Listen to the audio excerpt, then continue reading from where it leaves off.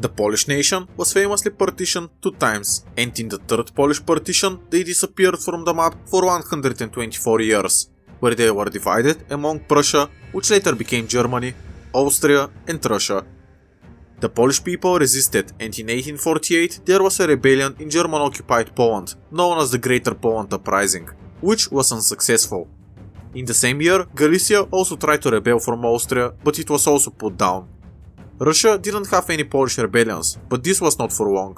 After the Crimean War, Russia had been greatly weakened. The Poles, as part of Russia, were dragged into this conflict and dissatisfied with its outcome. This is why the Polish people would rebel. The January Uprising was a revolution in the regions of the former Poland-Lithuania that was aimed at putting an end to the Russian occupation and for the Poles to regain their independence. A confluence of factors rendered the revolution inevitable in early 1863. The Polish clergy, nobility and urban bourgeoisie circles longed for the semi-autonomous status they had enjoyed in the Congress of Poland before the previous insurgency in 1830, and the youth, encouraged by the success of the Italian independence movement, urgently desired for the same outcome. Russia had been weakened by the Crimean War, and had introduced a partial liberalism in its internal politics, which encouraged the Polish national government to plan an organized strike against the Russian occupiers no earlier than the spring of 1863. As you may know, I'm a coin collector, but I don't have a Polish coin from that time. I say Polish coin despite Poland not existing for more than 100 years. This is because Poland was semi-autonomous on paper, which resulted in this currency. You can see how in Poland, during the Russian occupation, the coin that was used described 2 currencies and 2 different values. This is the only coin that I can think of that has ever done that. Now, back to the video. Unfortunately for the Poles, with Alexander Wielkopolski, who is the pro-Russian civil administrator in Russian Poland. In an attempt to derail the Polish national movement, he brought forward the January conscription of young Polish activists into the Imperial Russian Army for 20-year service. This decision is what triggered the January Uprising of 1863. The rebellion by young Polish conscripts was also soon joined by high-ranking Polish-Lithuanian officers and members of the political parties. The insurrections, as yet ill-organized, were severely outnumbered, and lack of sufficient foreign support forced them into hazardous guerrilla warfare. Reprisals were quick and cruel. Public executions and deportations into Siberia eventually persuaded many Poles and Lithuanians to abandon this risky partisan war. But did the rebels have any chance of success? Well, both the rebels and the Russian army had over 200,000 men. Unfortunately, while the Russians had rifles and cannons, the insurgents mostly had scythes and pitchforks at their disposal, which was ultimately the main reason why they were forced to fight in the forests, where artillery couldn't be much of use. Another factor was Otto von Bismarck's permission for the Russian forces to pass through East Prussia and use the railway there for movement, which allowed the Russian army to attack Poland from the north. If you're wondering why would he do that, this is because there was a large Polish minority in Prussia, so if Poland were to break free from Russia, it would see backlash in Germany too. However, if the Prussians decided to support the Poles in their struggle for independence and defeat the Russian troops, they could gain a valuable ally who could play a key role in the future development of Europe. Otto von Bismarck was not only a passionate supporter of a greater Germany, but also a cunning and pragmatic diplomat. If from the early 1860s he had decided to invest in an eventual Polish and Lithuanian uprising without having to go to direct war with Russia, he could have gained the already mentioned valuable ally without causing a heated debate in Western Europe and the British Isles. In this alternate history, Prussia begins arming future rebels with modern breech-loading rifles and large-caliber cannons in order to weaken the Russian Empire. This time the war would last only half a year and the Russian forces would be defeated. I know that this may not be the most realistic scenario, but if Russia ends up victorious, then nothing would change and we will get the historical scenario.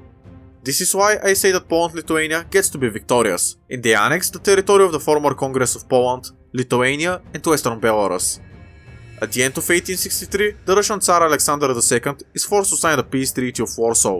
In 1864, Poles and Lithuanians are free people again, but now it's necessary to find a suitable candidate for the Polish-Lithuanian throne, thanks to whom the new state would gain an ally and a protector. Historically, Otto von Bismarck wanted to secure 2 out of his 3 flanks. Allying with France would be impossible, so he allied with Russia and Austria, forming the League of the Three Emperors. This alliance didn't last long, so Germany was doomed to fight a war on 2 fronts. This time, with the addition of Poland-Lithuania into the faction, the eastern flank is more secure. This is the main reason why Otto von Bismarck would support an independent Polish state in the first place. He is a very forward and long-term thinking man, so he could have seen how this would benefit Germany. Since it was Bismarck who allowed these nations to become free again, the Polish national government decides to invite King Wilhelm I of Prussia to be crowned King of Poland and Lithuania. Even though he was a Protestant candidate, it is clear that without the strongest country in Central Europe, the new state has no chance of staying alive in the long term. In the spring of the same year, the coronation will take place, thanks to which Poland-Lithuania enters a personal union with the Kingdom of Prussia, as an equal partner and an independent confederation of Poles, Lithuanians and Belarusians. Karol Majewski, an iconic figure of the January Uprising, becomes the first Polish-Lithuanian chancellor. The country is a de facto constitutional monarchy, but with authoritarian elements. As for Prussia, together with Austria, it is preparing to attack Denmark, which has now occupied Schleswig and Holstein. The new state does not participate in this conflict, as it needs time to stabilize politically and economically. During the following year, the vast majority of the events do not change. Denmark is defeated and the victorious Prussia shares the conquered territories with Austria. However, Otto von Bismarck would want to take control both of Schleswig, administered by him, and Holstein, administered by the Austrian Emperor Francis Joseph I. So, what will the brothers' war between Prussia and Austria look like? Exactly the same. Poland-Lithuania is still not participating because it might give the Russian Tsar an opportunity under the pretext of helping Austria to recapture these territories he used to control up until 1863. Considering that Russia helped Francis Joseph I defeat the Hungarian revolutions in 1848, I have no doubt that it would be willing to help again, although of course for political concessions. However, after the defeat of Austria, Francis Joseph I is forced to hand over all of Galicia and Bukovina to Poland, which strongly shook the entire monarchy. Now the entirety of Bukovina may not make sense to go to Poland, but remember, in doing so, Austria would no longer border Russia. Otto von Bismarck would like to prevent an alliance between Austria and Russia, which is why he would want to give Bukovina to Poland. This way, this alliance may be prevented. This is followed by the creation of Austria-Hungary, the Franco-Prussian War, which Poland-Lithuania also does not participate in for the same reasons as last time. And finally, the German Empire is created together with the United Kingdom of Italy, to which the Papal States are handed after the defeat of the French Empire. As for the new Commonwealth, thanks to Prussian and later German investment, there is a faster industrialization and modernization than under the rule of the Russian occupiers. Railways, telegraph networks and factories for consumer goods are being built on large scales. The living standard of the peasant class is thus gradually improving, but the workers are still living very poorly, and it will take another decade for this to change. However, with the delayed but coming era of colonization, the Poles and Lithuanians begin to acquire overseas colonies. For example, I can imagine that the Germans would be willing to hand over Togo to these two nations, who would divide it between themselves just like France and Britain did after the First World War. It also must be remembered that there are large changes of mood in Russian and Austro-Hungarian society. Czech and Slovak national revivalists, often drunk with Austro-Slavic and Pan-Slavic ideas, no longer gravitate towards Slavic Russia, but culturally and linguistically are closer to Poland-Lithuania. Likewise, Ukrainians and Belarusians, whose homes were part of the Polish-Lithuanian Commonwealth a century ago, remember with nostalgia these golden times without violent Russification. In Minsk, Kiev and Odessa, there are more frequent demonstrations that are bloodily suppressed by the Tsarist army. In the Czech and Slovak lands, the situation is much calmer thanks to the so-called passive resistance, which was favored by many Czechs, who, instead of demonstrations, preferred to build theaters in which patriotism was spread non-violently through performances in the form of folk tales and rumors. As for the following events, most of them will not change. However, due to the alliance between Germany, Poland-Lithuania, Austria-Hungary and Italy, the British, French and Russians will begin to reconcile much earlier due to the fear of this faction.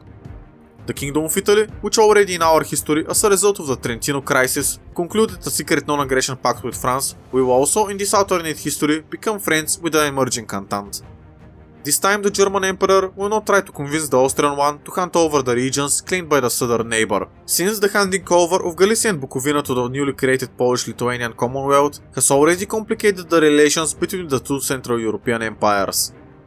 Relations between the Central Powers and the Entente are gradually deteriorating, and right after the shooting of the Austrian heir to the throne Franz Ferdinand I in Bosnian Sarajevo, the outbreak of the Great War is only a month away. However, now that Russia is weaker, the beginning of the conflict will be completely different. German Emperor Wilhelm II decides to defeat Russia first and then France. This would mean trench warfare, or rather, Sitzkrieg in Alsace-Lorraine. Luxembourg and Belgium will avoid occupation by the German army. This means that the United Kingdom would join the war only after the Ottoman naval attack on the Russian Black Sea ports. Meanwhile, the Austro-Hungarian army will be more successful in campaigning against Serbia. Belgrade falls during autumn, but the rest of the kingdom still resists.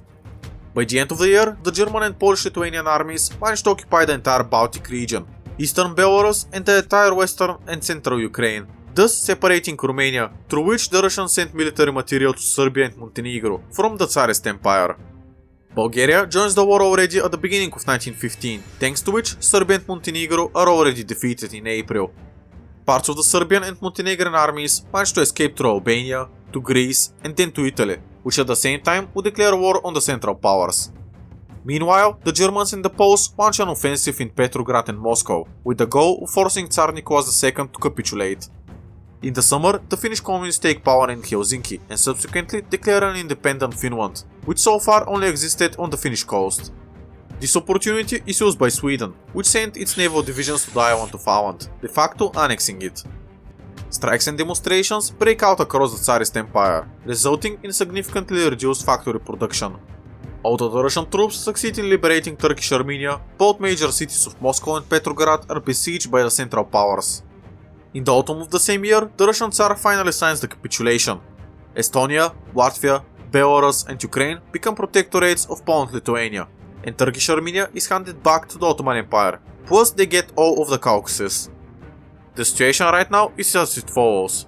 While the defeated and humiliated Nicholas II tries to suppress the communist revolution in Finland, a large part of the German army now moves to the French and Italian borders. In early 1916, the Germans launch an unexpected massive offensive through the neutral Belgium and Luxembourg. Dunkirk falls in late winter, and by early spring, the German forces stand 20 miles or 30 kilometers from Paris. At the same time, the Austro-Hungarian divisions succeed in gradually conquering Venice. Neither Romania nor Greece are planning to enter this already almost decided conflict. Meanwhile, the Ottoman Empire, no longer having to fight Russia, successfully occupies Kuwait and lays siege to the Suez Canal. The overall situation is so serious that the Entente states are already considering a ceasefire. The first country which officially ends the war with the Central Powers is Portugal, which is threatened with a civil war as a result of more than 5 years of anti-clerical rule, which was cruelly affiliated with this strongly Catholic nation. With the arrival of autumn, strikes and demonstrations also break out in France, and at the end of 1916, the capital of the Gallic Rooster is finally conquered. During Christmas, representatives of the French government humbly signed the capitulation. The United Kingdom, which does not want to risk any further casualties, will do so in January. This would end the Great War. Portuguese Angola, French Gabon and Congo, plus Belgian Congo are handed over to the German Empire, with the goal of linking German-controlled Tanganyika to Namibia.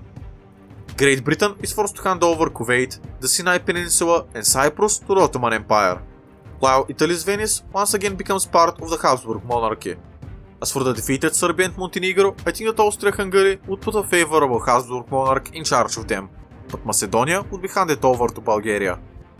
Luxembourg and parts of Belgium are annexed into Germany, while Estonia, Latvia, Belarus and Ukraine are integrated into Poland-Lithuania as semi-autonomous regions.